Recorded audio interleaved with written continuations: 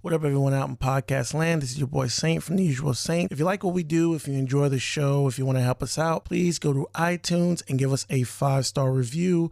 It really helps with the growth of our show, and we will read any 5-star review no matter what you say. You could say it's the greatest podcast you ever heard or the biggest piece of crap ever put to digital audio. Whatever it is, we will read it if it's a 5-star review, no questions asked. So go to iTunes and leave us a 5-star review for this show, The Usual Saints, and for the USSR, The Usual Saints Screen Reviews. Now on to the show. Peace.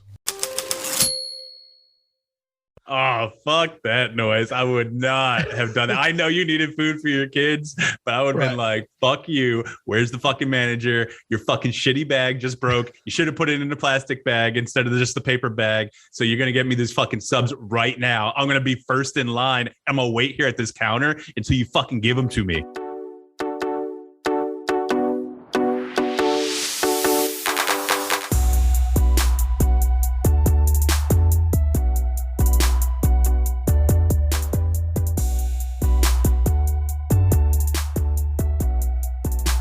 Welcome to a new episode of The Usual Saints. I'm Mike D here this week with Saint. What's going on, man? What it do? Usual shit. That's all good. Oh, listen, it's the same shit, just over here doing the work. And my days are shorter now, so I'm not putting in those 15-hour days, which probably annoys you because I know you like to record at, midnight or 3 a.m. But no, I'm just up there, and it just seemed like the only time we could get Jeremy to like commit to something. We tried right now at 7, and at the last minute he bailed again. So he's got. Well, I don't know if he wants us to say about. Let's say he's not here, and there might be a reason that something's going on. But whatever, he can talk about that next time he comes on. So let's see. Biggest news. There's 2 deaths, and if I go with the white guy first, it's going to seem like I'm a racist. But to me, Bob Saget was the more influential, more of a part of my life than Sidney Poitier. I can't even remember seeing Sidney Poitier in any movies. I didn't watch Sneakers even from the 90s. I've never seen what is it, In the Heat of the Night? Is that the name of this movie he was in? Yeah. See okay. That part. This part makes you more racist than picking Bob Saget first. I haven't even seen a Sidney Poitier. Like, oh, really? Okay. Yeah, there you go. I want to see them. But you know me. I want to see a bunch of you guys are shocked at some of the things I've never seen. You're like, what? How can you call yourself a cinephile? I've never seen that. It's just I just haven't had time. It's on my list. What's the one everybody has the Academy Award for? Oh man, was it? I think he won the Academy Award for Guess Who's Coming to Dinner. Guess Who's Coming to Dinner? Yeah. Mm-hmm. Is that the one where he says they call me Mr. Tibbs, or is that In the Heat of the Night or something else? Shit, I don't even know. Shit, I'm trying to remember. Oh, who's racist now? Okay, full disclosure. I've seen the movies, but I haven't seen them in a while. It's not like I was banging these movies out recently with all the shit we have to watch. I want to say... Shit. No, I want to say he in the Heat of the Nights where he says they call me Mr. Tibbs. Guess Who's Coming to Dinner is more of, and then I think Bernie Mac and who was it? Ashton Kutcher made like a remake of it or something. So yeah, I think it was called Guess Who, that one, right? Mm-hmm. Yeah. I didn't see that either. I just remember that coming out in theaters, but that's that's weird. But first Black actor to win an Oscar, I believe. I know that black lady male. I think black male. Yeah, I apologize. When I say actor and actress, I because that's the way it used to be. When I say actor, like I said, he's the first male because what's her name? Hattie McDaniel for Gone with the Wind. Right, for Gone with the Wind. She won Best Supporting Actress for Gone with the Wind. Yeah. So listen, I know a lot of people revered him. If you listen to Stern, Robin was just gushing about him and how she basically based her entire style of speaking from him because she speaks very, it's not proper. It's not there. You know how Robin speaks. It's that very, she digs into each word. And so I guess, I didn't know that Sidney Poitier is from the islands, Bahamian or something like that. He's Bahamian. He's Bahamian. Yeah, so I never knew that just because I never heard that in his speech. He always had this way of speaking and enunciating each word, almost like a British, but I guess that would be Bahamian because Great Britain had that. It's easy. Like if you're from the islands, you can really, really tell that he's like even as a kid, I'm like, oh, he's from the island somewhere. You could just tell you could tell when, Black British people speak versus when like island people speak. It's, if you're just around enough of them, you can hear the twang in it. So, okay. So, I mean, he, obviously he had his acting work and he hasn't done it in a while. He's 94, I think, when he died, or was. Well, he was on the original March on Washington with MLK Jr. when he did the I Have a Dream speech. So, he was a big part of history, involved in a lot of history. Him and Harry Belafonte, man, they came out with a lot of their own money to bail people out, give money to the cause. They just weren't like, nowadays with people on the sidelines. They were actually in it. They would go down to Mississippi, put their bodies and their lives on the line back then. So, I mean, a lot of respect due for just what they did for civil rights, and to be like, hey, they want to be treated just as people. And I don't know, it kind of sucks. I kind of feel like in the time and the era we live at, a lot of the things they fought for, just people just completely take for granted. Me, I'm a big history buff. History is my favorite subject. I can sit and listen to history podcasts, audiobooks. I can read most of the books. If it's not a comic book, then it's something about history. And I just feel like there's not much appreciation. Of course, people are going to focus on the acting and, all his accolades that he had there. But I think really historically, what a lot of those Black entertainers did to help the civil rights movement, I think, for a lot of people now it gets taken for granted. So. Yeah.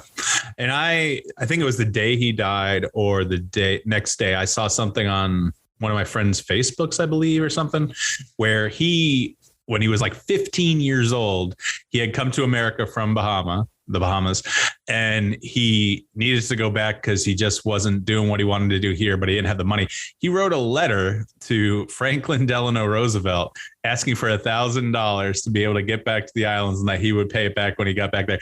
I just thought that was a really interesting piece of history itself, because I never knew that. I mean, I don't know that a lot of people did, but I just thought it was, it just shows this guy's go get it in this, like who's going to write the fucking president of the United States and ask for a fucking loan to be able to go back and see his family and friends and recharge and get to where he needed to be. I mean, this guy knew what he wanted. He had to get there, and eventually he did, whether it was with the civil rights or the acting, and he's I'm sure he'll be missed by a lot. I'll go back and watch his acting performances. It'll probably be in a few years, but I'll get around to it eventually. So RIP Sidney.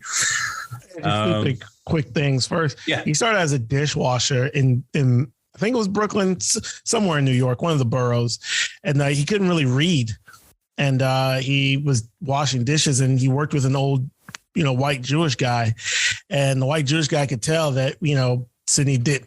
He said the guy knew, he could tell I couldn't read. He asked him, do you want to be able to read? And he goes, yes. And so they would stay after work when they were done, after 8 hours washing dishes, and he thanked that old Jewish guy for sitting there.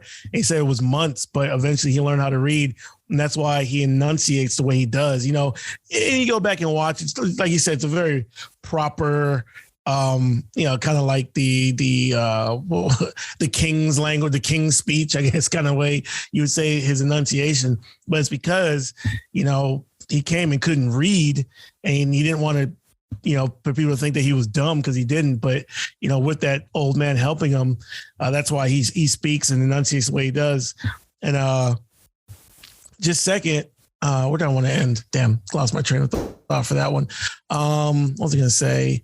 Just if anyone gets a chance, it's good to go back and see his catalog and see his movies. So RIP to Sidney Poitier. Yeah. Poitier. And then the other one, like I said, the more recent one, and it's kind of, I don't want to say it's like that, because they didn't die the same day. They died a few days apart from each other. But this one, I think, was a little bit more of a shock, because he's 30 years younger than Sidney Poitier, and it was just out of nowhere. So Bob Saget, I think me and you grew up, watching Full House, or, we're going to get into, I'm sure, his Half Baked. That's one of my favorite performances. I posted it on Facebook just in remembrance. So, I mean, Bob Saget, he was in Orlando. He was doing a road tour. I saw him pop up in my email for the Improv in West Palm, like saying, hey, he's going to be here January 26th, 27th, or 28th, 29th, whatever it was. And then what was it, Monday or Sunday, just gone like that, you know? So I think I saw something on TMZ today. It said he died in his sleep. There's no evidence of any drugs, nothing like that. Seems like it might be a stroke or a heart attack, but they're not going to know for like several months what the actual cause was. So, I mean, I'm glad that it doesn't look like there's anything like that. But I also think, based off what I read, that he was doing a podcast interview recently where he kind of inferred that he had COVID. And I don't know if that meant recently or a while ago. And so who knows if that played any role in it. But I read that he had talked to his wife the night before. Everything seemed to be fine. He was happy. You know, I guess there's a recording of him on stage recently at his most recent performance, his last performance, where he said, you know, he was, you know, addicted to it again and he's just enjoying it. And that's what he put on Twitter too, saying he was addicted to it. So it's good that, you know, he didn't die doing what he loved, but he was in the throes of it. You know, he had just performed just recently in Orlando and that's where it is. And, you know, like I said, everyone knows him as Danny Tanner from Full House. He was on Fuller House too, I guess. I never watched that, but yeah, it's just shocking. I mean, like we talked about a few weeks ago with that director who died, he was in his 50s, you know, Bob Saget's 65. I just saw him at MegaCon last August with Dave Coulier and John Stamos. And I would never have thought this dude was going to die. I mean, yeah, his face got a little fuller over the years, but he got older, you know? So like, I don't know if that was a medical condition. I don't know, it was just him just gaining a little weight, but yeah, I mean, I think I've not heard one bad word about this guy. Every comedian's posting tributes to him.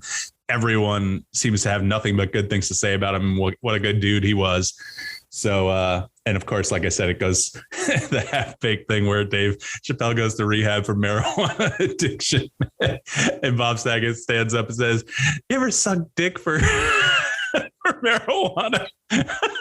You know, it's a great little performance in that. He's just in it for a few seconds, but it's memorable, which I think a lot of people, that's going to be their impression of him. Just, he's very memorable. I mean, how many nights did we all watch America's Funniest Home Videos back in the day before we could just go on YouTube and look at that shit? So, I mean, this guy, you know, now he's gone, 65 years old. So RIP. And I'll let you say a little bit about him. Yeah, gone way too quick. Like you said, everyone, he was, you know, we've been saying this a lot lately, but he was a comedian's comedian. Well, another one of those where just every comic that speaks about him. I don't know if you've seen Jimmy Kimmel put something out. He did a little 4 minutes before a show and just real emotional. It was clear he's just one of those guys that just everyone just loves. Just love being around him. Good dude. Had the reputation for being kind of like a raunchy comic, but when you really listen to it, it wasn't so much it was just raunchy. It's just like he would just do regular comedian shit, but then you're getting it from the guy who played Danny Tanner on Full House. So it just came off like it's just really raunchy. And the cool part I thought was that he leaned into it. He never, went away. Always said he loved being on Full House, liked American Funny on Video, but when he's doing his stand up, he just does his regular comedian act. And yeah, man, just way too quick. I was going to say, and speculate, but it did look like he was getting a little heavy. It might have just been just regular, weight gain, whatever. But hopefully it didn't have to do with COVID. And yeah, just sad. A lot of comedians just going, man. It makes me think about my health. I'm trying to get, my sleep apnea and that stuff taken care of. Because once you're a certain age, man, you never know. But no, I will say I'm a little glad that it wasn't like suicide or something like that, because that would have been sadder, when you find out that people you're seeing or, people you admire, entertainers, whatever, people who you probably would kill to trade your life for, like, how much fun it has just to be an entertainer on the road, but just know they have those demons. So I will say I was a little glad that it seemed as if it wasn't a suicide or anything like that or a drug overdose. So yeah, RIP to Bob Saget. I say Bob like I know him, but Rob. All right, let's see. We'll keep a little bit of an entertainment block here before we go to our B block. The Nirvana child porn lawsuit. So what's that kid's name? Spencer Eldon or whatever his name is. His name is Who Gives a Fuck? Fuck you. Dude, you've been trying to milk this bullshit. I mean, I'm totally in agreement that he should have got paid at least one time. He should have got a check. Then after that, it's like, dude, shut the fuck up and go away. You fucking leech. From what I understand, he has been paid before for being on the cover. And I'm totally in agreement with that. It's like, hey, I was a kid on one of the most iconic album covers of all time. He should get paid. But now it just seems like this dude's a nothing, wants to do nothing with his life. It's just out for money grab after money grab. So yeah, glad this ended him getting nothing. It's like, go fuck off. I mean, from what I remember reading, his dad was like offered money by a photographer to just do the shoot real quick. They dunked him in the water real quick. He got paid $500 or whatever it was, and that was it. And yeah, maybe for one of the best selling albums of all time, maybe that's not a lot of money, but a deal's a deal, man. Like, I'm sure, like you said, I'm sure Nirvana or someone came around and gave him a little bit afterwards, because he was making bank off it over the years. He would make appearances as, hey, I'm the kid from the Nirvana cover. So this is just what do they call that? Shit. I know there's a term where like you're ungrateful and you go back for it. It's a fuck. You're always good with coming up with terms. We'll come up with it later. Okay, you're not talking about a grifter. You're thinking of something else? Yeah, like it's a term for, it's like two words, I think. It's like I'm playing fucking charades here on the podcast. He's just ungrateful, man. Like, and I don't know if I don't know if he was at a hard time in his life. I don't know if he, for some reason, he got all of a sudden embarrassed by it 30 years later. But I mean, fuck this guy. Like you said, I mean, dude, you're a fucking, like I said, if Nirvana was like playing hardball and you find out, like, if I was on that cover and I found out my dad had gotten paid like $500 real quick, I might be like, hey, Nirvana, got my little wee on here for, into, eternity on one of the greatest album covers.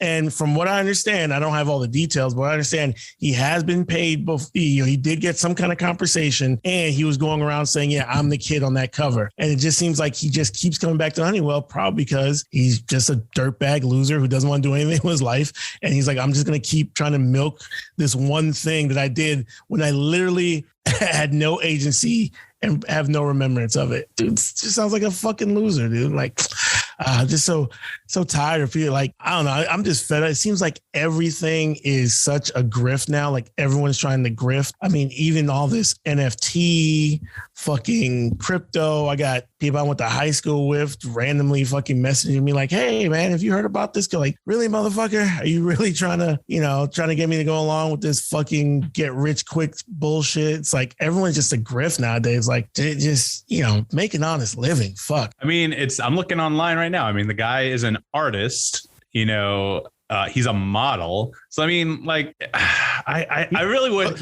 So basically, he's a nothing.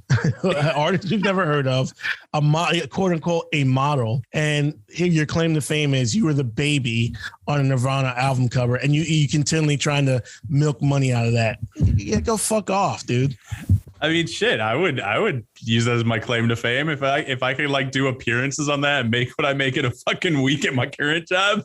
Yeah, I'll open a nightclub. No problem with that. Nope. I mean, I'd look at you like, yeah, dude, you probably should try to accomplish a little bit more. But I have no problem with that. But the fact that he keeps trying to go to court and come up with money that way, it's like, dude, you're just a piece of shit. Like, fuck. Yeah, totally. Let's move on to the last thing I want to talk about in the A block, which I noticed the other day because I don't watch a lot of NFL Network. I used to watch a lot of the Red Zone, like when my Steelers weren't playing. Oh, and by the way, go Steelers! Woo, slipped into the playoffs there. 7th seed. Got anything to say about that? Yeah, fucking San Diego coach is an idiot, dude. It's like, dude, why'd you take that timeout? Just play. All the body language looked like they were going for the tie, and I was like, I was just about to message you too, but I've learned my lesson. I don't do it till it's actually done. But if they had, I was going to message you just tons of crying laugh emojis, just like 100 of them, because it looked at the end of that game, it looked like they both were just going to play for the tie, and then you call a timeout. It's like, what are you calling a timeout for? You call a timeout, they're going to sit there and be like, hey, look, if we win this, we can still go and we don't have to go to Kansas City. It's like, but if you just let it run out, it really looked like they were just ran and run and play. And then instead of a 47 yarder, they would have much more like a 51. I don't know. Coaches, man, they always want to be in control. That's the problem. Instead of just being smart about shit, you know. But yeah, go Steelers. I mean, you guys gonna go and get your? Who are you guys playing? The Chiefs. Yeah, you guys are gonna get your ass kicked. Okay. Nah, man, nah. Listen, Big Ben's never lost twice in the same stadium in his career in the same year. So like he lost to the Colts like 27-6 one time during the regular season, and then they beat them in the AFC divisional game when they played them again that year. So listen, I got some faith. I hope Najee's available because his elbow is all fucked up. I got faith, man. I got faith to the last second, just like that fucking San Diego. You guys are a 12.5 point underdog. Okay, going into Kansas City. All right, we'll see. The Jags were 15.5 when the Colts came to visit them in Jacksonville. Yeah, that's the Colts. I mean, Patrick Mahomes at home. Not gonna happen. Not gonna happen. We'll see. We'll talk more about it Sunday night while it's happening, I'm sure. But okay. I'm glad though, because like, listen, the Raiders and the Chargers, I get why you would go for the tie. I do. But at the same time, that's a division opponent, man. You don't do that shit. You fight till your dying breath to get in there. Yeah, both of you will make the playoffs, but I don't know, man. I think division rivalries are strong. That's the dumbest shit I've ever heard in my life. You never. Okay, at that point in the game, you could play the other probability rate that's saying if we kick a field goal, the chance of them blocking a field goal and running it back. So the chances of kicking a field goal costing us is very, very slim. So I get why you still would be tempted. And the only reason you would do it is because you don't want to go to Kansas City. But I'm telling you, the body language look at the end, like they were okay with the tie. They were perfectly fine going for the tie. So I'm just saying, like, if it was like put it this way, if it was a 55 yarder, if I was a coach, I'd be like, just take the knee. No, we're not going to even bother kicking it. If it was over 50, it was 55, 56, nah. Fuck it. You got to give it a go. If you got 2 seconds left, it's the last play of the game. Nah. Not to mention, if you miss it, they can run it back. No, I'm just talking about if I take a knee, I'm guaranteed. It's a guarantee. Got it. All right. So the only reason I brought this up because I'm watching NFL Network, and by the way, it was Kay Adams, who I think is hot. She looks different in the photos you see online, though. When I saw her on like game day at football or whatever the fuck it's called, she looks really cute there. She looks like just too fancy in the photos I've seen online, but. I wanted to talk more about Andrew Siciliano. So love the guy. I think he's great with the calls that he does for the Red Zone, or he did. I don't know if he still does on DirecTV. And he's a big mainstay on NFL Network. But do you know who I'm talking about? Andrew Siciliano? No. What does he do on Red Zone? Google a picture of the motherfucker. He's basically the guy who goes in between the plays and introduces the plays like, let's take you to the Jags game, blah, blah, blah. And then he'll play the Jags game. And then, blah, blah, blah. But so I'm looking at him on NFL Network talking, a Didi, whatever her name is, and some other guy. And I swear this guy's ears have gotten bigger. And so like, you got to look at a picture if you don't know who I'm talking about. So like, I just want to say, listen, I'm not. Oh, okay. Yeah. He does. So he does DirecTV Red Zone. Yeah, that's right. He does the NFL. Yeah. Because Scott Hansen, who I much rather prefer over the DirecTV. Scott Hansen does the regular Red Zone on cable, but he does the DirecTV Red Zone. And he's just, all I know is he's just not as good as Scott Hansen. But I don't know Scott Hansen. Say what? I don't know Scott Hansen. How do you not know Scott? So you've always watched this on DirecTV? Yeah, like I never watched really NFL Network or NFL Red Zone or anything. Nah, all I do is watch. I can't stand watching a single game, specifically because I'm a Dolphins fan. But Red Zone is just so much better. And Scott Hansen, he's it's two different guys in Red Zone. Scott Hansen does the cable, he does DirecTV. Scott Hansen, I think, was the original. And I think it was a few years after that's when DirecTV got the Red Zone, and he does it for them. And he's just not as good. Scott Hansen's just a pro at it, much better. But yeah, this guy's ears are definitely going. Like I said, I'm not trying to shame the guy, but like, isn't there some kind of plastic surgery? Like, it seems like they're coming even more forward now. Like, pin that shit back, bro. Like, I get it. That's his look, and that's how everyone knows him. But I don't know, man. I just saw it. It seemed like they were just getting bigger and bigger or more forward. And I'm just like, whatever. I know I am shaming the guy, but I'm not trying to because he I just thought it was amusing when I saw it the other day. Okay. I don't know, man. I just wanted to talk about that. All right. I guess let's end the A block and we'll go on. We got a bunch of other topics to talk about. But I think this is going to be a short show and it's going to be 3 hours long now that I said that. So I got to buck out. So. You've been listening to The Usual Saints. Oh, fuck you. You've been listening to The Usual Saints. We'll be right back.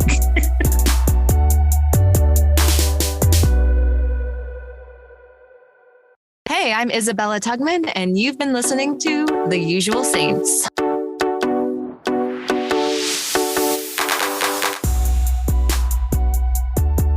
Welcome back to The Usual Saints. I'm Mike D here this week with Saint. And just to finish up with something I said in the A block, hey, you know the Steelers are playing the Dolphins next year? If you're in town, you want to go, I'm going to be going.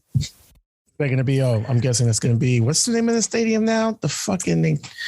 Sold the name right. It's not Joe Robbie. It's something else. No, Joe Robbie. Goodness, that's back in the weird. No, it was, went to Pro Player, then Dolphin, then it was Hard Rock for a bit. Then it was something, I think, and now is it Hard Rock? Hard Rock. It's still Hard Rock? Yeah, that's what it says here. Okay. On the Google machine. So I'm planning on going. My father-in-law's never been to a Dolphins game, and he's a lifelong Dolphins fan. So we're gonna take him. I feel his pain. He watches that. He was born here, raised in New England, or maybe born here, raised here a little bit, then moved back to New England. So he's a little bit of a Pats fan too, but more Dolphins, which is weird because they're both AFC East, but whatever. Let's see what we want to talk about. I don't want to talk about the Beatles till next time when Jeremy comes in, because I'm sure I want to hear his no opinion on it. Let's talk about Aaron Rodgers and the MVP voters. So you had that one guy saying that he wasn't going to vote for him because of Aaron Rodgers, basically lying to the NFL and the players and, just misleading a bunch of people. And so he said he's not going to get his MVP vote. What's your opinion on that? I saw a similar article. So I have people thinking along the same lines, but this guy actually has one of the votes. So what's your thinking along those lines? I mean, yeah, he might be putting up the numbers, but I mean, can you really can you ignore everything that a guy does in the non-professional sense? Oh, an update to it. The voter, he's backtracked because Aaron pretty much called him out. The guy backtracked because Aaron Rodgers called him out, but I'm like 360 degrees on this, right? When this first came out, I'm like, this guy's an idiot. This is why some of these people who has Hall of Fame votes, MVP votes, shouldn't have them anymore because they use stupid logic. And the most sensitive people in all of sports are sports reporters and sports media. It's like these guys, for some reason, have this over, holier than thou sanctity of the sport idea of what sports are. Is the reason Pete Rose is in the Hall of Fame, Barry Bonds, Roger Clemens, even though Roger Clemens is kind of a douchebag. But reason a lot of these people aren't in the Hall of Fame is because these sports writers and their idiotic opinion. You should be judging things based on what they do on the field of play. Now, granted, let's just say, for instance, someone like OJ murders somebody. I don't believe you take them out of the Hall of Fame, but if somebody murdered somebody and then their Hall of Fame vote came up, yeah, I might be like, you know what? Murder, rape, that kind of thing, pedophilia, that kind of thing. I'd be like, yeah, he just wasn't a good guy off the field. Anything besides that, it's like, just shut the fuck up and pay attention to the stats and what they did on the field. That being said, Aaron Rodgers then goes and calls this guy an idiot, says he should be fired from his job. His Hall of Fame vote should be taken away. He shouldn't be on any air broadcast anymore, and basically calls the dude out. And then the dude backtracks and starts apologizing, all that shit. But here's the point I want to make. This is the same Aaron Rodgers who wants to go on whatever podcast is. What's the name of the podcast he goes on? It's not not Colin Cowherd. Yeah, Pat McAfee. That's the one. Pat McAfee talking about freedom of speech and I'm a free thinker and freedom of thought and all this shit until a motherfucker.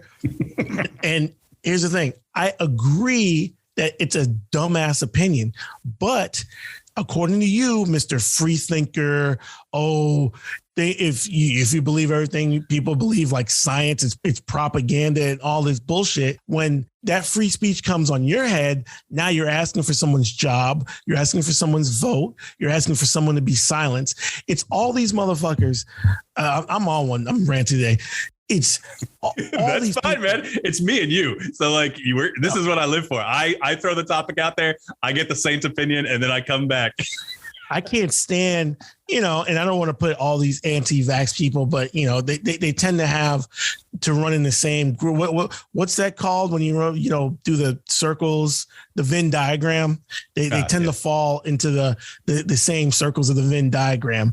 And these would be the first motherfuckers who want to talk about free speech and I'm a free thinker and blah, blah, blah. But the instant someone uses their free speech on your ass, oh, now it's an issue. It's like free speech goes both ways. Freedom of thought and free, quote unquote, free thinking is supposed to go both ways. But they're the first people to want to go and be like, oh, no, I want to silence that person because now they're coming after me.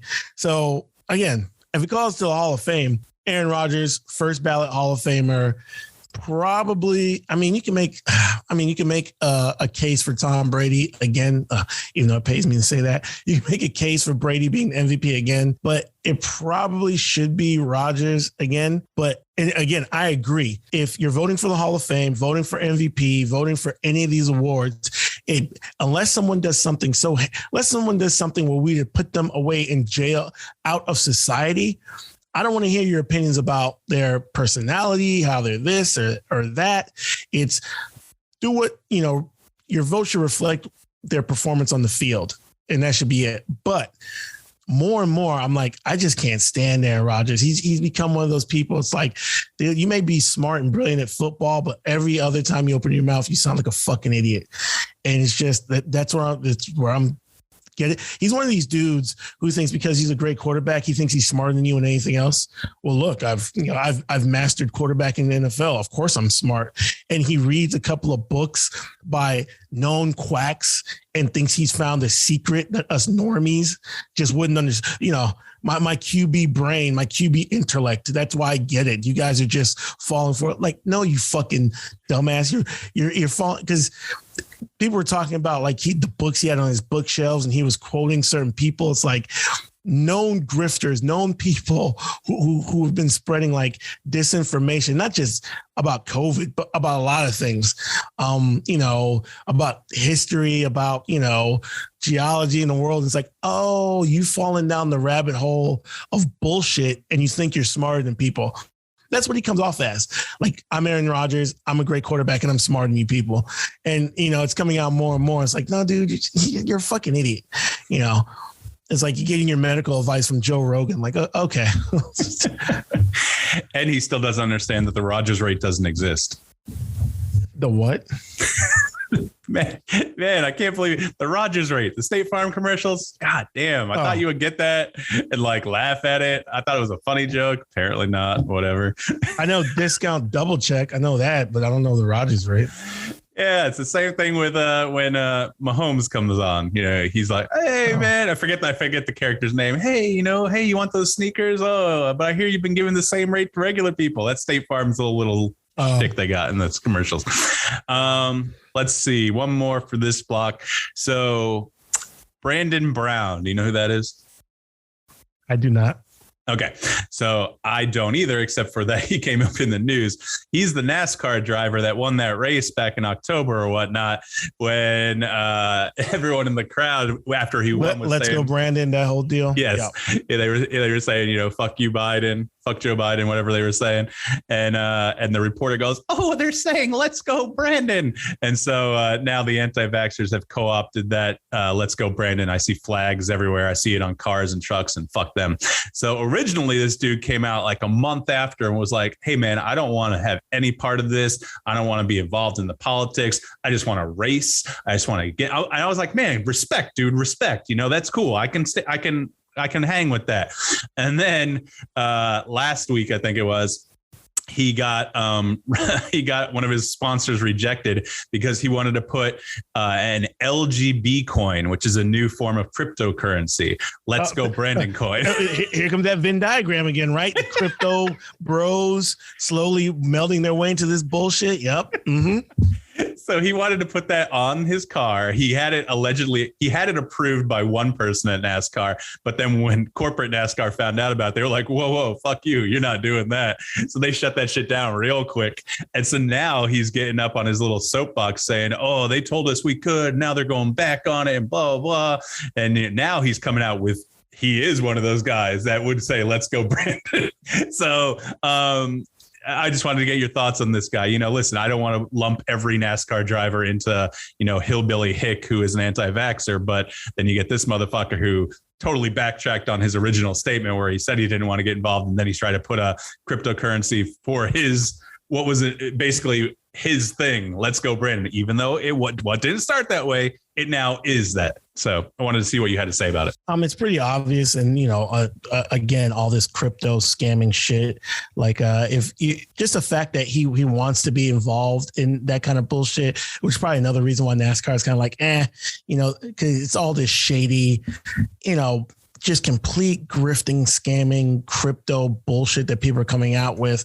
But it just kind of shows me what kind of person this is. Like you said, at first he was like, yeah, I don't want to be involved with it. Don't want to be involved in politics. But obviously two things happened. One, he probably looked around, and again, we're not making any stereotypes. I'm sure NASCAR racers, pit crews, and fans come in all, shapes, sizes, and, agendas. But we could pretty much say how a majority of them lean. I mean, we had decades long fight about the Confederate flag until NASCAR just banned it, because they're like, hey, this is really keeping us from becoming more of a global sport. If we want to expand, we can't be looked at as, we're the hillbilly sport. And everything NASCAR does, you understand, it's still privately owned. It's still a family owned business. And their whole thing was they hit a point. And I know this because I was in the Air Force and I had a sergeant who had a bunch of sergeants who would give me ultimatums. Like Aaron saying, hey, man, we need you can either go clean the tower and do all this, or you can sit up here and watch NASCAR races with me. I was like, well, I guess we're going to watch cars going around in circles for however many hours. That's how I learned about NASCAR. That's how I learned how to juggle. I had a sergeant of mine who was practicing for the local juggling. He needed to practice because he was trying to get into a local juggling club, which didn't allow him to go to conventions. And eventually he wanted to get for the area, be the best juggler in the region. Dude was good, but he needed to practice. He's like, so I'm saying, I'm going to clear out all this stuff in here because I need space. Now you can help me, or you can go sweep the tower stairs. I was like, well, I guess I'm going to learn how to motherfucking juggle. So anyway, that being said, I learned about NASCAR at the time in the mid 2000s. NASCAR was getting to their peak where they were actually penetrating regular pop culture. You had a bunch of drivers like Jeff Gordon, Dale Earnhardt Jr., Tony Stewart, young, a little more progressive, wasn't just old, hillbilly redneck guys who were racing. And NASCAR really wanted to expand. And when they looked at it, they said, look, we've kind of cornered the market on, fucking Skeeter and Scooter and all these Skeeter and Scooter. Yeah. We've cornered the market on that. In order for us to expand as a business, we have to expand. We need more women, minorities, and eventually they want to expand out outside the United States. They didn't want to be just a regional kind of sport, even though they have races in Miami, they have races in California, in Las Vegas. They really wanted to start selling the sport and grow, much like the NFL, the NBA, and get into bigger markets. But their core fans, again, Skeeter and Scooter and, all them dudes, there's a backlash to it because to them, this is the last thing that we have. And when I say we, the type of we have, the guy that'll put up a giant Confederate flag outside of Interstate 75, those kind of dudes. And, or hang a noose in the black driver's garage. Right. And to keep this story, it's our sport and their thing. You can't do this sport because it doesn't have a ball, those type of things. And NASCAR's pushed back on it because the reason they were going on a very fast rise, and they were like, their next goal was to do a big minority outreach. And it stalled because, the good old boys of NASCAR didn't want to change. And that's why NASCAR doesn't want those things in it, because they're trying to run a business. It's like, we want it to grow. But it doesn't surprise me. The people he's with, probably whoever he races for, and his fans are all probably on that anti-Biden, anti-vax, let's go Biden, we're in on a joke. And he probably just sees it as a hustle. I mean, let's call a spade a spade. I mean, NASCAR guys, everything's for sale. I mean, literally, like someone says, I didn't know you liked Tide that much. It's all about sponsorships. It's all about getting that money in. But who you decide to be sponsors with, I'm sure there's tons of organizations that you can get money for and slap on the side of your car. But who you decide to join business with, and I can see it just as a grift. I'm sure he's going to be on Fox News. He's going to be all on this grifter circuit where, I'm standing up for freedom and liberty and, let's fuck Joe Biden and all that kind of shit. So I guess fuck this guy too. That's how I feel about it. And it's just where we are right now. See, and the flip side of it is, if someone came out and did something that was just completely anti-Trump, and people want to say, oh, well, there was a song called Fuck Donald Trump. I was like, yeah, that was a song that people would play, but you didn't get radio play. You didn't see like mainstream people playing that song, even though it was funny to be in the hood and hear that song being bumped. But you have mainstream people you have the governor of this state, that fucking jabroni, DeSantis, saying it and being cute about it. I know there's a comedian called J.L. Covan. I don't know if you probably never heard of him, but he does one of the best Donald Trump impersonations. Anyway, he's like, he's half Italian, half Asian, out of New York. You'd like him if you saw it, but what's his name? He kind of went J.L. Covan. He does one of the best Trump impersonations. And he does the reason I love his impersonation, everything he does is off the top of his head. Like, he is so in Trump's head. If you ever look him up and see his impersonations, he talks like Trump, he thinks like Trump, but it's all funny. Like, I'll send you a link or something. But anyway, he was doing a show in Pennsylvania, I guess maybe an hour out from Pittsburgh or whatever. And, he's just talking, his act doesn't really have a lot of politics, but he was just talking about Trump because he does this really great Trump impersonation. I think it's the best, way better than Alec Baldwin and all that. And, at the end of it, he's like, so, and you can tell he's about to move on to the next bit. And then someone just yells out, let's go, Brandon. He's like, geez. And he calls him out. He goes, you know what? It's funny that these people, everyone that when we talk about you and we talk about equality and people's rights and, having diversity, it's like, oh, shut up, you snowflake cuck. You can't take a joke, blah, blah, blah. But he's like, and then, when it comes to, you want to say fuck Biden, but it's like, let's go, Brandon. Nobody knows our little inside joke. And he goes like, get the fuck out of here. It's like, I respect you more if you just came out and said fuck Joe Biden, but just let's go, Brandon, trying to be cute shit. It's like, what happened to all the snowflake shit? So I guess that's how I'd wrap up that. Ergo with the Aaron Rodgers shit. It's all connected. Hey, and by the way, I learned listening to the Jim Jeffries podcast just about NASCAR. Did you know that its origins stem from the bootleggers of alcohol? I did not know that. Oh, man. Yeah. NASCAR started predominantly. That's why Daytona, the reason why Daytona is the biggest race is because Daytona was a major route that they used to bootleg from here, Daytona, New Orleans and stuff. But yeah, it was stock car racing. And they these bootleggers, they would have to run away from the cops. And eventually they would just talk shit and be like, I'm the fastest. I got the fastest car. I can get away from the cops the fastest. And they're like, oh yeah, motherfucker. Get your diesel in your car. Let's go. And that's how it started. And it's owned by a family now. It's it's actually not like it's a league, but it's actually owned by a single family who can make whatever rules they want. There's no like governing body or whatever. So gotcha. All right, so let's take a quick break and we'll come back, talk about a few more things, and wrap up the show for the day. You've been listening to The Usual Saints. We'll be right back.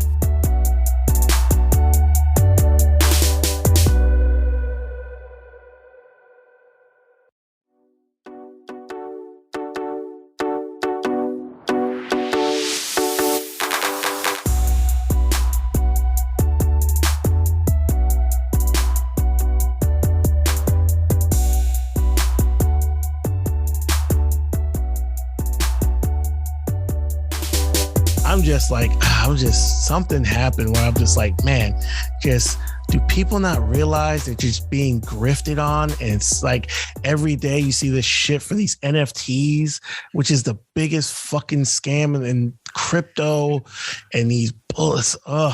We were doomed, dude. I really feel that way. I really, really feel like the internet and disinformation, and then we are fucked.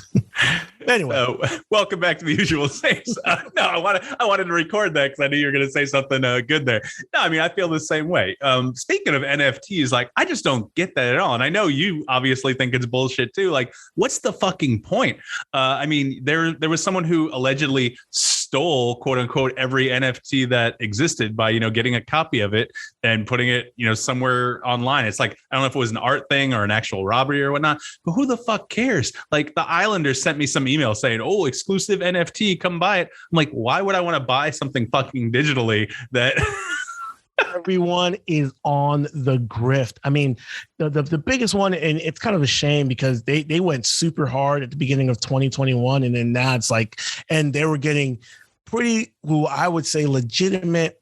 So I'm talking about NBA Top Shot, right? This was huge when NFTs first came out, and they were getting legitimate, like, people, podcasts, guys on YouTube, guys who I respect. But, it's just that money coming in, and it's all just a grift. It's the idea. So you understand, you kind of understand, you were going through school for it, kind of understand how blockchain and all that shit works, right? And I get blockchain, and I get how it's secure and all that kind of shit. That literally was one of my courses last semester. But why? No. And then, okay, so then this is really what it really comes down to. It's all psychology. Everything about this psychology. For one, Bitcoin actually is the only one, and maybe a few others, but Bitcoin's actually the only one you can really hold weight to, because Bitcoin, the idea was, we're going to fundamentally change how you can do banking systems with something that you can hold, especially after, and you can decide whether this is good or bad, but after a lot of governments, they've no longer seen Bitcoin as a currency, it's a commodity. So it's really just like a stock and a bond. You know, so there's only going to be, and eventually there's going to be a certain number of Bitcoin, and that's going to be it, right? So if you own one of these, yes, it has value because there's only one, you can track it, and it has value. What they're trying to do is make the same idea to an NFT, right? And the biggest scam is like, they'll just have a picture, just an icon of something, or a basketball highlight, like, oh, I own the LeBron James dunk against this team in this state. Like I've paid a certain amount of money, and you can track it to say that I'm the owner of it. Here's what happens though. Things have intrinsic value because A, it's rare and no one else can have it, or B, it's something that, is of high quality or whatnot. The idea of like, well, it's just like a baseball card. And it's like, no, it's not. Something you can actually physically touch and own. It's like, here's my Michael Jordan basketball card. Here's my Mickey Mantle baseball card. If you're going to show me a highlight, which anyone can be like, oh yeah, the highlights right here on my phone, on my computer, I can see it just by someone screaming, hey, I own that. And I'll be like, so what? What do you own? You don't actually own. It's not like owning the Mona Lisa where there's an actual physical thing. It's the idea that people really think that eventually we're going to be so much in a digital world. That's all people's going to care about. But I'm like, that's still probably another 100, 200 years away. There's no way anyone alive is going to benefit from any of this shit where you think that owning something in the digital space is worth that much. So, like, what's his name sold his very first tweet, as if that has any kind of value. What's his name? Jack from Twitter. Jack from Twitter. Jack Dorsey, I think. Yeah. If you ever want to read something, and again, you should get yourself from multiple sources, but there's a great audiobook or a book I read called Hatching Twitter. And I don't think enough people have actually, because I think people just think, oh, Jack, he's kind of just like a Zuckerberg or really, he's kind of, a lot of these people just want to be Steve Jobs and whatnot. But when you actually read how Twitter was created, how it was a bunch of people and he was a CEO, then they kicked him out, then they brought him back and all the bullshit that happened. It's really like, you really see like, yeah, dudes, he's smart, but he's really just another one of this, like, you got kind of lucky, and then you tried to beef yourself up to be bigger than you were. It was like a bunch of people created Twitter, and then Jack just wanted to take the credit for it. So, but yeah, NFTs, fuck me, dude. Where we are, dude, we're dumb. You know what I feel like NFTs not necessarily came from? It's not like the only thing, but that I feel like, because, we grew up in the 80s, 90s, early 2000s. When I was growing up, I was collecting comics, I was collecting Star Wars toys and all that kind of stuff. And it's because people were like, oh, it's worth so much money if you got an issue of fucking fantasy, or what do they call it?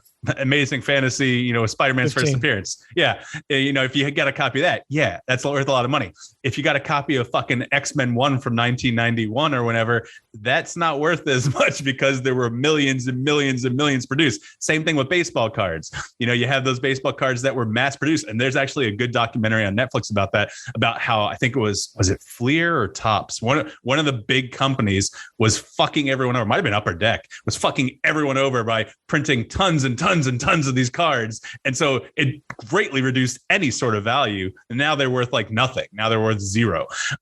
So I guess I get what an NFT means, but just like you said, owning a dunk, motherfucker, I can look that up on YouTube right now.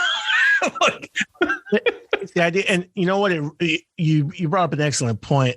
I think part of it is also just a bunch of FOMO, right? The fear of missing out. And I think they're seeing all this money is going around crazy. And you can go on YouTube and see everything. Everyone's a guru. Everyone, I'm gambling, I'm making so much money, but then I'm making YouTube videos selling my system, quote unquote.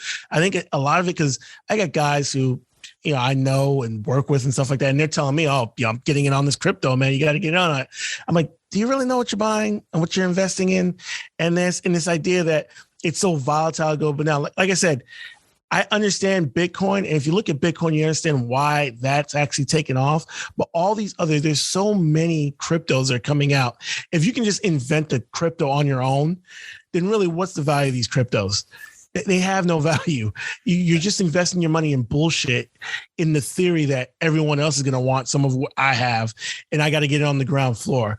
Oh, NFTs. Oh, this is the new thing. I got to put my money in it because I'm gonna get rich real quick by buying LeBron James's 3-point shot from. It's ridiculous, man. Like I said, I think the internet is the dark side of the moon, man. I think we're slowly going to the edge where this is really going to mess up our society. Speaking of a fucked up society, what do you think about Ahmaud Arbery's killers getting life in prison too, with no chance of parole? If there was any way to physically explain how jubilant, and it shouldn't be that way because it's really just justice being served. Mm-hmm. But man, and you know what's crazy to me? It's like as much as I'm relieved, and it's exactly the right verdicts, the right judgment. It shouldn't take like a slam dunk open the shut case. I'm still kind of pissed off as a Kyle Rittenhome case. Like that dude should be, and he didn't even kill any black people. But I'm just like, so you're telling me you can illegally get a gun, cross state lines, come up with a bullshit story about I'm here to protect people and give medical assistance as I wave my, AR-15 around. And yes, he was threatened. Yes, I'm not saying those guys are perfect, but for him to get nothing, that still kind of super pissed me off. But in this case, here's the thing, though, that people shouldn't ignore or forget about this case.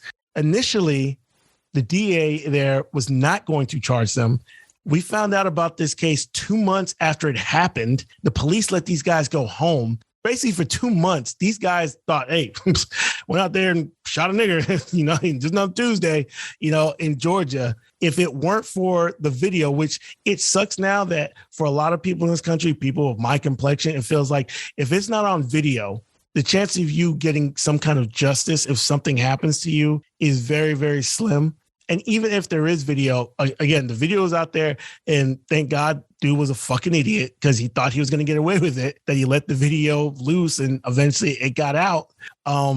But to think that for months, nothing's going to happen. And the original, they prosecuting her, the other DA, because she wasn't going to bring charges. And, eventually when they took her off the case, then they charged her because they're like, it looks like she was colluding with them because, they had a relationship with the police department and stuff like that. So even though beyond happy that, the justice was served, his family can get some kind of justice. They got the right sentence, right convictions, bury those motherfuckers under the jail. And the dumbass that fucking filmed it, he coming on with a sad face, you can rot in jail too.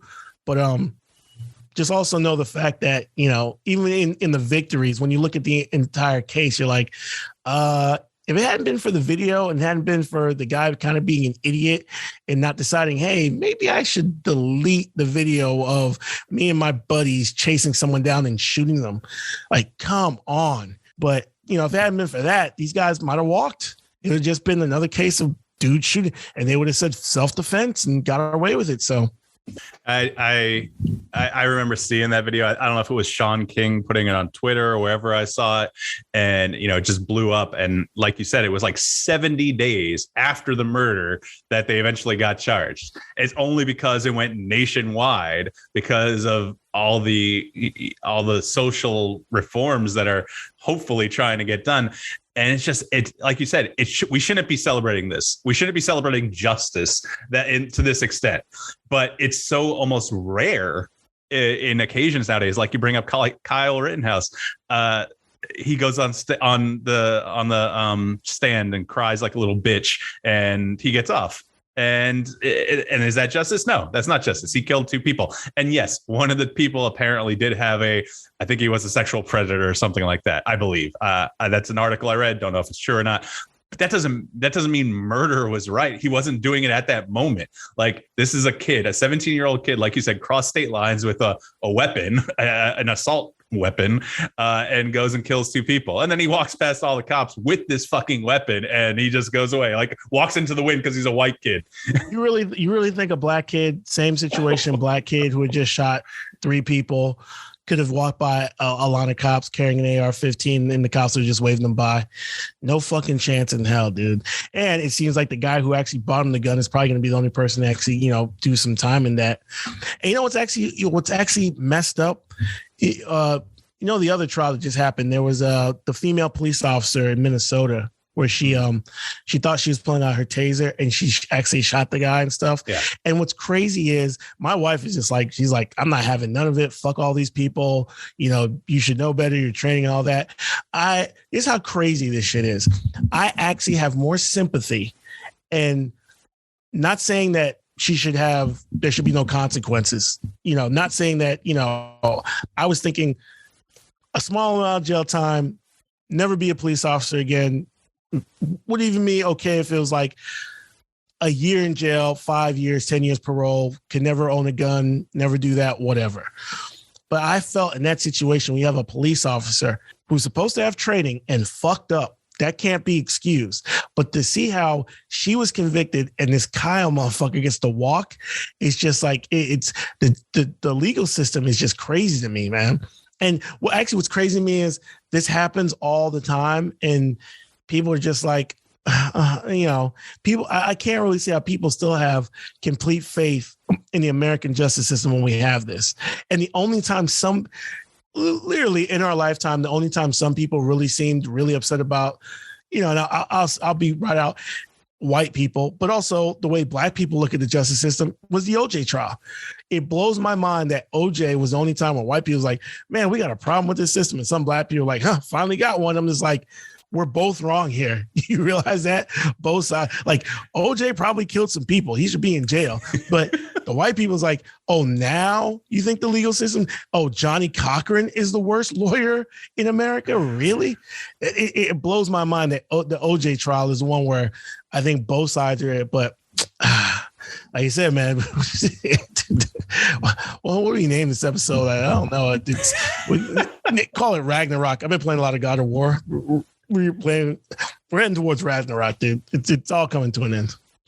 Speaking of OJ, I don't know. Have I told this before? I'm not going to go on long about it. I actually celebrated when OJ was acquitted. I remember being in driver's ed, listening to the radio driving around. I celebrated because to me that was Nordberg. I was 15 years old. That's what I knew him as from The Naked Gun. I was like, yeah, right. Nordberg's innocent. Yeah, woohoo! And now I look back on it, I'm like, that motherfucker killed 2 people, cut their heads off, and got away with it. And then the civil trial, he was found guilty, but he's still riding around. Hey, Twitter world, he's on Twitter now doing those videos after getting convicted of the robbery and getting parole for that. But back to the video or the incident with the woman where she thought she was pulling the taser. When that happened, I'll tell you, even though we don't discuss my job, I interact with cops a lot, right?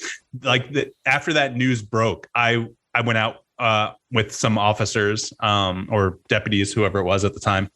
And I straight out asked them, because I looked at the taser on their belt and the guns on their belt. And I asked them, I said, listen, I'm not trying to get political. I'm not trying to get anything with you. We had time to kill. And I'm like, tell me, how difficult would it be for you to make that mistake that this woman just made?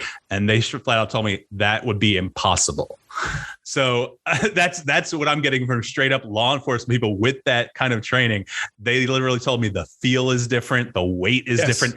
Everything is different. So it's like when you look at a taser, it kind of looks like a Nerf gun by design. It's designed not to look, and she's the training officer. Again, like I'm saying, I'm and my wife, she's like, I don't feel anything for that bitch. She goes, that bitch can go straight to whatever. I'm of the feeling like, yes, she's doing a job that's a dangerous job. And I come across, people want to talk.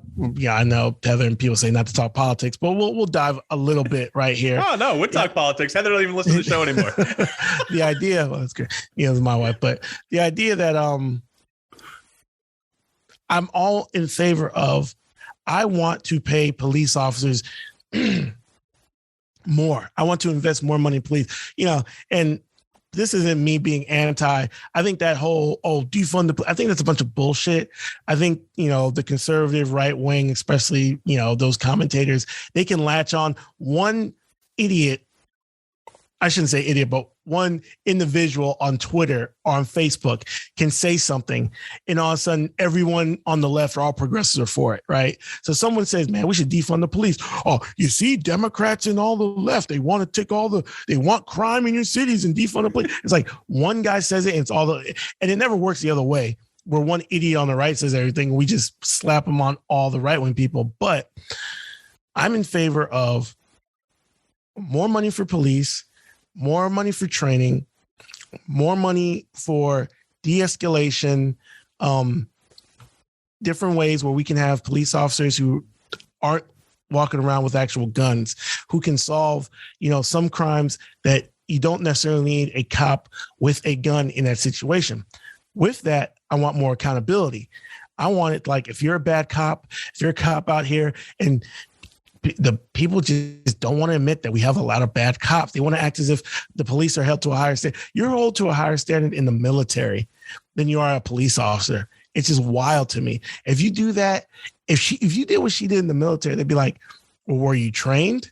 And if your answer is yes, because you sign everything, you sign off like, yes, I was trained, blah, blah, blah.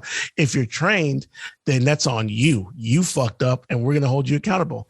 With police officers, we're finally getting some accountability for it, but only because we have body cams and all that, and, have to fight to get body cam footage, which it should be in the public domain. But, police unions make it so that way you can't see the body cam footage for years, months and years. So let me get off the soapbox. But yeah, Armageddon, Ragnarok. Well, the defund the police movement, I don't think I'm on board with that, because like I said, I deal with law enforcement in my normal job pretty much on a daily basis. I am, much like you are, very much in favor of figuring out different ways of dealing with situations, where there have been situations where there was a guy who was experiencing a severe mental health crisis, and he came at an officer with a knife, and the officer told him to drop it twice, and then they killed him. So in that situation, a mental health professional, yes, it's dangerous because there's a knife, and I get that. But the mental health professional is trained specifically to help de-escalate that and get that man the treatment that he needed. The family told the dispatcher on the call that he had a knife, but he was experiencing this break or whatever he was having.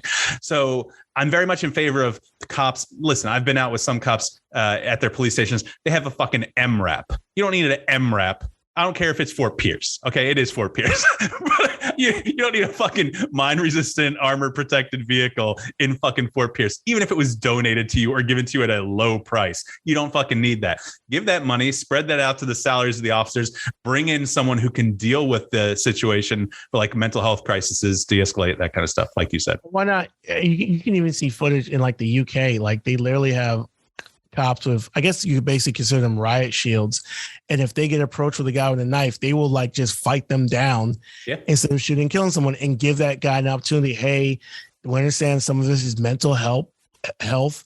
Of course, I'm also of the, I'm of the opinion you go after a cop, you put your hands on the cop, you do that, expect to get either assaulted or shot. That's just the rules. And I'm not asking any cop to risk their lifeline, but I'm also of the opinion no one forced you to become a cop. It's not like we draft people, and say you're going to be a police officer, you're going to put your life on the line. With that, you should accept the responsibility. Like, hey, I put myself in a dangerous job. It's more about me to not kill an innocent person than for me to go home. And I don't think police officers think like that. I think it's shoot first, ask questions later. And if we kill an innocent person, but I don't understand how that's the attitude. Like how is that the norm? So anyway. All right. So let's end the show with Chad moment of the week. Yes. And we need to start coming up with like segment, like music break for each segment, but definitely Chad of the week. That definitely needs one. So I'm still waiting on resolution from Home Depot, which we've talked about, but that's in process. Apparently they stopped by the other day and said we needed some new screens and whatnot. I don't know if that got resolved today. You know what? After you're done, I have a Chad moment real quick. I just thought about it. I do have one, but go ahead. Do you want to go first before I get into my other one? Okay, I will go first. So Firehouse Subs, tell me what you think about the situation. Firehouse Subs or the subs online, they give you a wait time like 20 minutes, whatever. Be ready at like 6. I get there like 5:59. They're like, hey, your order's gonna be up ready. Sure, no problem. Sit and wait. Don't get it for about another almost 6:10. Not a big deal. I'm not one of those guys, but should have been ready at 6. It's not super busy. I could tell they're making subs, but when I put the order in, it was 20 minutes, got there, and they're waiting 30, whatever. Had an order for the whole family, kind of a big order. She puts it in the bag, right? And she kind of hands me the bag in a way like, hey, hold it like this. I'm holding it like she handed it to me. Okay. From the top, making my way back to the truck, halfway there, the bottom falls out and 2 of my kids' meatball subs falling on the ground. Now, I was by the truck and I was able to save my sub and my wife's salad, and we had some other things in there. So I was able to save it, right? So I put those in the truck. I had 2 meatball subs, and I went and I just kind of like slowly napkin wiping up, putting everything. Now, mind you, the bag is busted. There's no real way, unless I'm like, I want to carry subs back into Firehouse, holding the subs in there, which looking back, maybe that's what I should have done. But I went back in. I said, hey, man, so talking to the dude, I was like, that bag you gave me, it broke. And 2 of the subs fell out of the bottom. The bag was weak. I was holding it the way you guys handed it to me and whatnot. And, it was, they broke on the bottom and my 2 meatball subs fell on the ground. And the kid, and I could tell probably a teenager, maybe 18, 19, I don't know. I don't want to say high schooler. And there's a bunch of people working there. And I'm guessing you could tell one of the associates is probably the more experienced, a younger female, probably in her 20s, I don't know, manager, assistant manager, whatever. But I told the kid, I was like, yeah, man, that bag bust from the bottom. My subs fell down. I'm like, can I get something for you? He's like, so you want me to just ring you up 2 more subs? We could just make them real quick. Yeah, I was like, so that's it? He's like, yeah, I can just do that. And like, okay. Didn't want to make a scene. I mean, there was like 1 or 2 customers in the store. Didn't want to make a scene, but I kind of felt like I kind of explained the situation to you. I obviously have marinara sauce on my hands because I had to ask for napkins and stuff. And he's like, yeah, we can make 2 quick. Then I sat down there and was the only person waiting there. And then it took them like another 15, almost 20 minutes to make my 2 subs as they're making people subs. So now, when I was supposed to be in and out by 6, it's now almost 6:35, 6:40. I'm getting out of Firehouse and get back to the house. Wife's like, what took so long? This and that. I explained the situation. She's like, what? She's like, that they didn't even offer to give you a discount for their bullshit bags. Like, she's like, no, you can say something. It's like, and then, so, she gets me kind of wild. I was like, yeah. So I go and I get on, and which is funny. As my wife is looking who to email, they send me one of those emails. How was your trip to the Firehouse? And I just went in 1 star, full explanation, exactly what happened. Back what I told you. I said, don't know if I'm going back there again. Not only did I not get any kind of compensation for the 2 subs, they were slow as fuck. So whatever. And that went. Long story short, they responded like the next day. Oh, we're so sorry, blah, blah, blah. The associate didn't know, this, that, blah, blah. And we're sending 2 free subs in the mail on us. Be sure to use them. So, and just yesterday, we got the 2 comp coupons for 2 medium subs. So there was my Chad moment week. So how do you feel about that? What do you feel about that situation? So you paid for another fucking 2 subs? Yeah, I did. Oh, fuck that noise. I would not have done that. I know you needed food for your kids, but I would have been like, fuck you. Where's the fucking manager? Your fucking shitty bag just broke. You should have put it in a plastic bag instead of just the paper bag. So you're going to get me these fucking subs right now. I'm going to be first in line. I'm going to wait here at this counter until you fucking give them to me. See, you're like a super Chad. See, at this point, I'm the situation is like, shit, I just want to get back to home to eat these fucking subs. But I kind of said like, hey man, that bag you get, I was trying to be just nice. That bag you gave me was kind of weak, and I was holding it like you had it, and they fell out the bottom. And obviously I'm covered in marinara sauce, and you're just like, oh man, it kind of sucks, dude. You want to buy 2 new subs? Like, what the fuck? I was just in there too, so yeah. Now, when I get like that Lewis Black character from Inside Out, when when something like that happens, I'll be sitting there boiling and getting hotter and hotter, and I'm gonna fucking explode unless you take care of this shit. So yeah, I'm glad you got compensated though, or fixed. Hopefully, they should have given you even more, man. They should have been like, dude, for all that time you waited on, here's 2 more. Here's 4 fucking subs. You know what I mean? That's actually what kind of pissed me, because he's like, oh, yeah, we can make you 2 ones real quick right here. I'm like, okay. I just paid for it. And then I sit there and I wait. And there was like no rush, no, hey, let's get this guy. Because they saw me come in. They saw, obviously, I'm not saying everyone knew exactly what the situation was because they're, working. But, I'm at the end, I'm the only one waiting in the restaurant, and they're just taking their time, making their subs. I'm like, it's 2 meatball subs, dude. I'm not asking for like all the fixings on it. And yeah, so. Right. So let's see mine's Wing House. You know what Wing House is? Yes. All right. So it's like basically a Hooters. So I've discovered that because I've been eating a lot over here, eating out. So you know me, I'd rather go to a restaurant. Why not?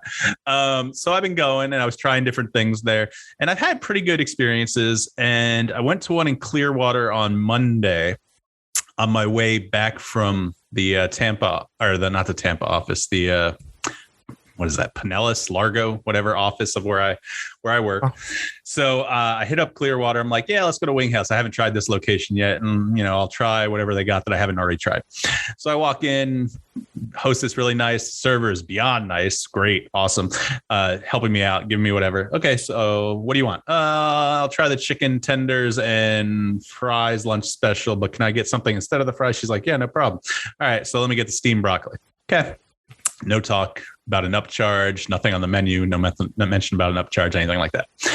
Comes out, whatever. She's getting my iced tea. She's keeping me filled. Nice to look at, that kind of stuff. So the chicken tenders come out. I got to tell you, this is the first time I ever had chicken tenders at a Wing House. I'm not impressed. The wings are good. The tenders are really thick. I took like 1 or 2 bites of the first one. It was like a lot to get through. And I don't think a chicken tender should be like that. Maybe that's their normal. I don't know. So she came over and asked how everything was, and she could tell by like the look on my face that I wasn't happy, and I wasn't going to send them back or anything because I don't usually send food back. I was like, just the chicken tenders is a lot. I don't know what it is. She's like, do you want something else? I'm like, I don't want to be that guy. And she's like, no, let's get you something else. I'm like, all right, can I just get a burger, plain, nothing, just the meat in the bun? Sure, no problem. So she goes back, takes it back. Leaves the broccoli. So I eat the broccoli while I'm waiting. I feel like it took like 30 minutes to get the hamburger, but whatever. I wasn't in a rush. I was just doing work. She eventually brings it out. She's like, oh, it takes longer because it has to be grilled. I'm like, I laughed. I'm like, okay, whatever. It's fine. Burger's fine. She brings out in a platter with burger and fries. It was plain. I could tell that at one point there had been some lettuce in the platter, but whatever. It wasn't on my burger when I bit into it. I had already eaten the broccoli. I ate the burger. I actually, I don't know if my stomach shrank or whatnot, but it's actually like hard to get the whole burger down. It was fine. It was good. Whatever. I had like one or two of the fries. I'm like, I didn't order these. I don't really want them. So she came over. She said, oh, here, let me bring you your check. Well, I'll get you a to-go drink. Blah, blah. And I forgot to mention the manager had come over after the chicken tender incident and apologized and said if there was anything she could do, let her know. Don't hesitate. Blah, blah. So she drops off the check, and I noticed on the check it says, I got it right here in front of me, iced tea, steamed broccoli, and burger. And she gave me a military discount, even though I'm not military, because of all the issues, which is great. But when she came back over and I said, hey, so the burger that's on here for $10, does that come with a side? Oh yeah, it comes with, fries. I'm like, okay, so I got the steamed broccoli. So why am I getting charged another $3 for the steamed broccoli? When that was my side for my meal. I didn't ask for the fries that you guys brought out. She's like, oh, let me go talk to the manager. She goes off. Manager doesn't come back. She comes back, says, oh, that's because on the menu there it says that there's an upcharge for if you get vegetables. And I said, really? I said, okay, all right. So I gave him my card. I'm like, whatever, I don't want to fight this. I want to get out of here. I look on the menu because they have you scan a QR code in their locations, and there's nothing on the menu about any sort of upcharge. So basically they just charged me for $3 for a side of fucking broccoli. And so she comes over with my card and the check, and I'm like, yeah, by the way, you might want to let your manager know nowhere on your menu does it say that there's an upcharge of $3 for broccoli or vegetables. And she's like, oh, really? Let me go talk to her about that. And she never comes back. And I'm just like, I'm done waiting at this point. I still left her a decent tip, and I'm like, whatever, I cash out. I have the receipts still here. The reason I had the receipts is because, I go on the website and I complain. And so I haven't heard back. I did that Monday. A little disappointed in Winghouse, honestly. I didn't go on their social media yet. I just did the submit a general comment or whatnot on the website. So I might have to go a little bit above and beyond here if I don't get my way. And it's only $3, but fuck this place. They I don't know why they fucking thought they could do that to me. So yeah, what do you think about this, Sainte? The normal a year ago, I'd be like, come on, dude, it's just $3. But I'm actually so impressed with your chatting skills, and because I feel like now I'm starting to use it because the terrible service we get, I'm all for it. Like, yeah, man, like there's no upcharge for broccoli, and you guys are fucking, you can bring me a plate. I don't like, you should just charge me for the burger and the iced tea and leave it at that. But you want to charge me $3 for the broccoli? Go bleep yourself. I'm slowly becoming more Chad-like every day. Like, fuck it. Because I'm getting either great customer service or terrible customer service. And the terrible customer service pissing me off because it's like, I understand people are human. It'd be one thing if it was just mistakes, but a lot of times it feels like things are just people just being lazy and don't give a fuck anymore. And I get it. A lot of these jobs might not be a job you want, but I didn't make you get this job. You know what I'm saying? Like, if you just give me decent customer service and look like you care, that's all I ask for. But some people can't even do that. So yeah, I'm becoming more Chad every day. Glad to have you on board, buddy. All right. So that's the show for the week. Go to our website, theusualsaints.com. Follow us on social media at The Usual Saints on Twitter, Instagram, Facebook. Saint will have this up sometime Sunday.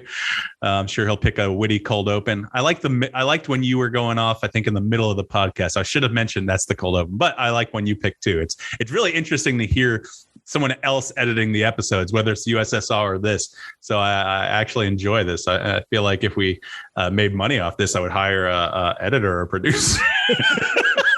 One can dream. But yeah, I want to thank everyone for listening. I checked before the podcast, no more reviews yet. So sorry, you don't get your reviews read. All you got to do is leave 5 stars and write, hey, you guys fucking suck ass. And I would read that right now. But that didn't happen. So maybe next week. But let's see. For Saint, I'm Mike D. Thanks for listening to The Usual Saints. So we'll be back next week with a brand new episode. Later. Peace.